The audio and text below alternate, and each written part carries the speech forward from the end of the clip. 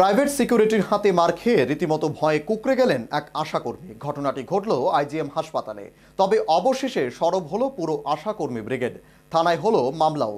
ঘটনার জল গড়ল আইজিএম এর এমএস এর কাছেও। তবে যেটা ঘটলো সেটা একদমই ঠিক হলো না। আশাকর্মীকে মারধর করার অভিযোগে পশ্চিম মহিলা থানায় শুক্রবার মামলা করলেন আশাকর্মী সংগঠন। গত ৯ জানুয়ারি আইজিএম হাসপাতালে এই আশাকর্মীকে মারধর করে হাসপাতালের দায়িত্বে থাকা নিরাপত্তারক্ষীরা। এই অভিযোগ মূলেই পুলিশ মামলা নেয়। আশাকর্মীর অভিযোগ, তাকে বেধড়কভাবে মেরেছে হাসপাতালের নিরাপত্তারক্ষীরা।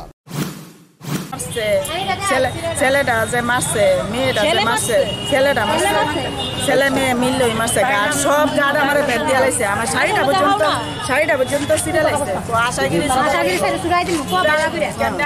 করে এরপরে শাড়িটা বেটা ছিঁড়ে লাইছে, আমার পাঁচটা ধরছে, চারটা মেটটা ধরছে, মানে মহিলাটি ধরছে।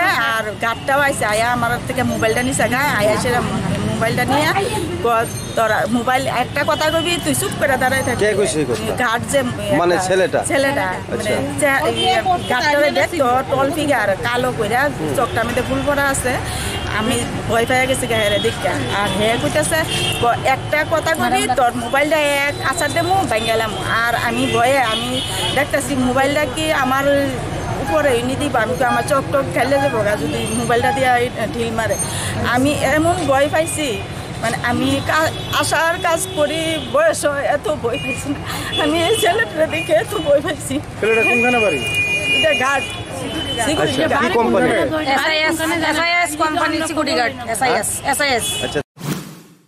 মামলা নিয়ে পুলিশ আশাকর্মীদের নিয়ে যায় আইজিএমে। কথা বলেন আইজিএম এর সুপারের সঙ্গে। উপস্থিত ছিলেন আশাকর্মী সহ নিরাপত্তার দায়িত্বে থাকা রক্ষীরা। পুলিশ সহ সুপার বিষয়টার তদারকি করবেন বলেই জানা গেছে।